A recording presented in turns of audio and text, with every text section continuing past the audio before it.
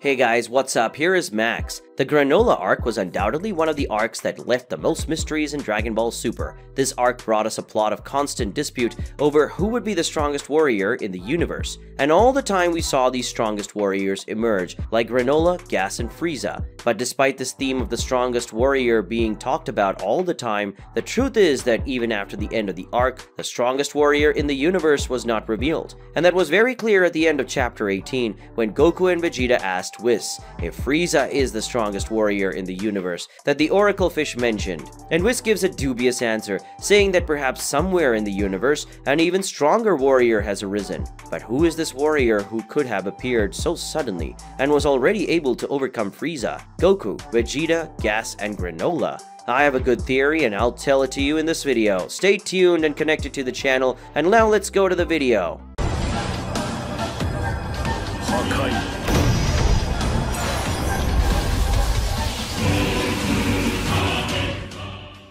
Before I tell you how the strongest warrior in the universe can emerge in Dragon Ball Super, I'll tell you how Goku, God of Destruction, can return. He'll come back if you help us get back the production of the Dragon Ball Hakai manga, and you can do that through our Patreon for a very low price. If you become a contributor in addition to helping us with the return of Dragon Ball Hakai, you will have some benefits here on the channel. So go check it out later to learn more. The link is in the video description.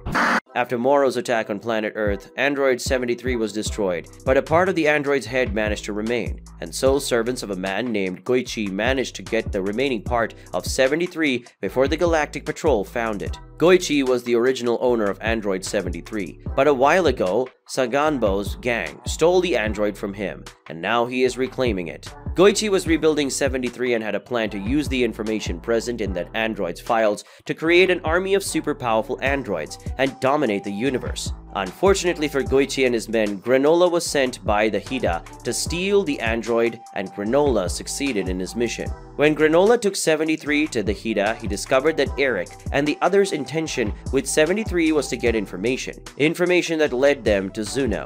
For example, when Eric and the other Hida went to planet Shiriaru, they left 73 at their base. But Soshiru, a mercenary who was disappointed that Granola found 73 instead of him and refused to share the reward for the android, secretly invaded the Hida base and stole 73's capsule. He did this at Goichi's request, who again managed to retrieve his stolen android. Before Granola arc Android 73, Goichi had the goal of using the data stored by him to create new powerful androids, but all the androids that were built by Goichi and his men were destroyed by Granola. So he had no other receptacle to use the power accumulated by 73. Goichi decided to return to his home planet, where lives the genius scientist who had helped him develop this android. Goichi's intention was for this scientist to help him recover 73's main body and create other copies for him. But he was surprised to learn that the scientist had a new project. This project was an extremely peculiar type of parasite that could infiltrate the body of any living or technological being and amplify their capabilities. His intention of creating such a parasite was to use these creatures on the soldiers of their race, making both human soldiers and robotic soldiers more powerful.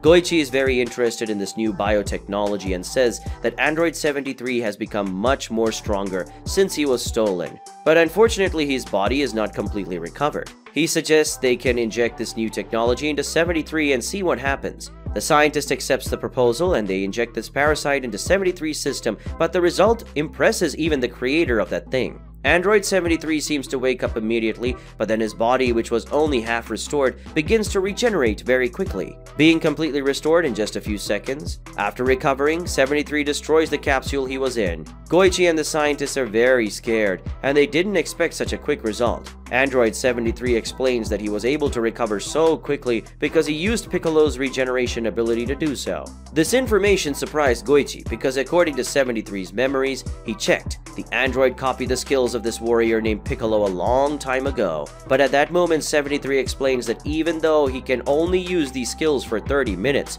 the truth is that all the skills he copied are saved in his internal memory, and he was unable to access that memory. but now that limitation no longer exists. Despite the surprise, Goichi likes this information and asks if now 73 can just use all the skills he copied until today. He says yes, but that's not all. Whenever he touched his opponents, not only were his abilities saved in his memory, but also their power level. Now he's able to access that power as well, and he can even make the sum of those powers. In short, now that his capabilities have been increased, 73 can use all the skills he has copied to date as much as he wants. And he also has a power level that is the sum of his original power, and that all of the other warriors that he has already copied.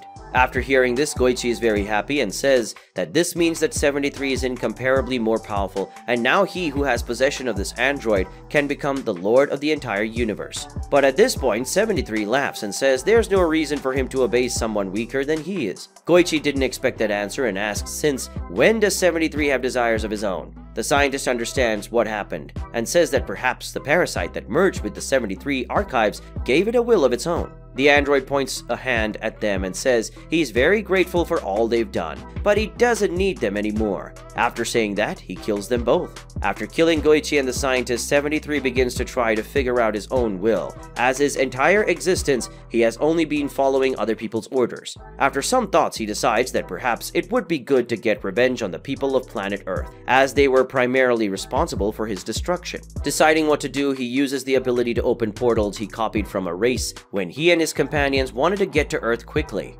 Opening a portal where he went directly to Earth, suddenly appearing in Kami-sama's temple. Seeing that enemy the not-so-distant past right in front of him, Dende despairs and immediately uses his telepathy to call all the warriors on Earth. But Dende barely has time to communicate with anyone, as 73 kills him with an energy attack, and then does the same to Mr. Popo. Earth's warriors, after receiving Dende's strange and confusing call, immediately go to the temple to find out exactly what happened.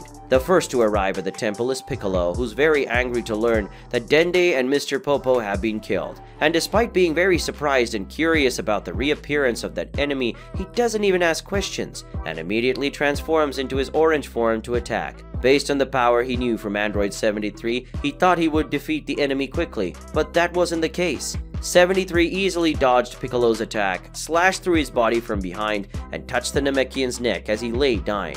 As he weakens from the wound he just received, Piccolo asks how 73 got so powerful. He says that now his total power is the sum of all the powers and abilities of everyone he has already copied, including Moro's power after merging with him, and copying Miras's power. And of course, he now has Piccolo's current power and abilities as well. Discovering all this, Piccolo is in shock and tries to telepathically warn Gohan and the other warriors not to come to the temple and to call Goku and Vegeta immediately. But 73 does not allow that to happen and finishes absorbing Piccolo's power and abilities, launching him into the sky, and completely destroys his body with an energy attack, leaving not even a piece of the Namekian's body. Gohan was flying towards the temple when he felt Piccolo's ki disappear, and realizing what had happened, he was dominated by a great fury and transformed into his beast form. But before Gohan reaches the temple, 73 appears before him through a portal and lands an extremely powerful punch that stops Gohan's flight and launches him back to the planet's floor,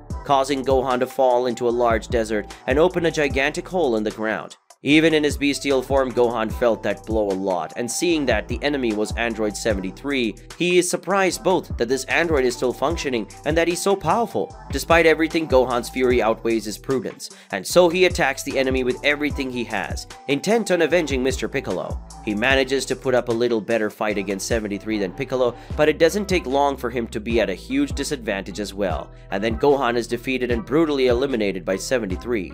After Gohan's downfall, it was all too easy for the android to continue his campaign of extermination across planet Earth. After figuring out the situation, the other Z fighters tried to hold off the enemy to give Bulma time to call Goku and Vegeta, but 73 eliminated them in a matter of seconds. Krillin, Tien, Master Roshi, Gotenks, Android 17, and 18, all of them were killed by the enemy in a few seconds. When Goku and Vegeta received Bulma's alert, they immediately left Beerus's planet and went to Earth. But when they got there, almost all of their friends and inhabitants of the planet were dead. Realizing the new power level of 73, Goku and Vegeta decided to fight together and attack the android with their full power. But 73, in addition to all of Moro's power, now also had all the power of Gohan Beast, Orange Piccolo, Gotenks, and even other warriors of Earth. With all of the power, he was able to hold a fight against Goku and Vegeta together, even at a disadvantage. Thanks to the Ultra Instinct that he copied from Mirus, 73 took advantage of Vegeta's Ultra Ego,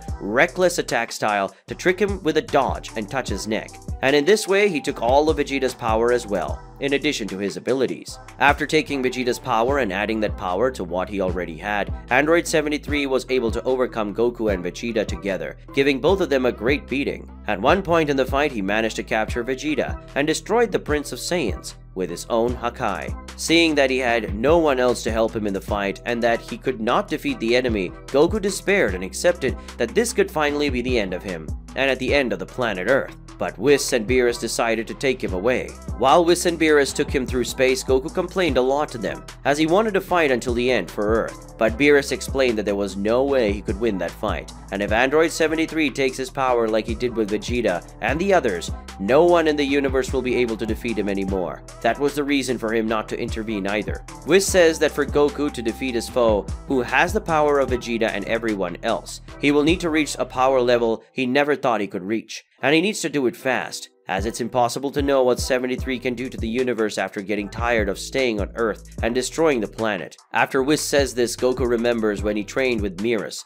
and says that he knows of a place where he can evolve quickly and in a short time. They go to the hyperbolic time chamber where Goku trained with Mirus in the Moro arc. And Whis says that to turn Goku into somewhat capable of beating 73 with his current potential, he will need 10 years of training. When they arrive, they decide that Goku and Whis will enter the hyperbolic time chamber, while Beerus will stay in the universe and find a way to watch this enemy and do something to stop him if necessary. Whis warns Beerus not to enter into combat with the android because if his power was copied, there might be no more chances. Beerus promises that he will do his best to avoid combat. Goku and Whis enter the hyperbolic time chamber for 10 years of training. How will Goku evolve after training for 10 years with an angel? And what will happen in the universe during that time? Will Android 73 stay on planet Earth, or will his terror spread across the universe? Will Beerus need to intervene in the android's actions? Find out in the next part.